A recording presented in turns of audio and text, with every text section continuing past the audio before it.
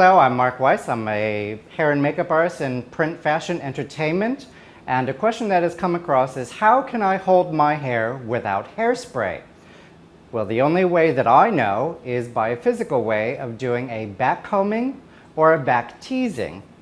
The two tools that I use is a teasing brush or a teasing comb.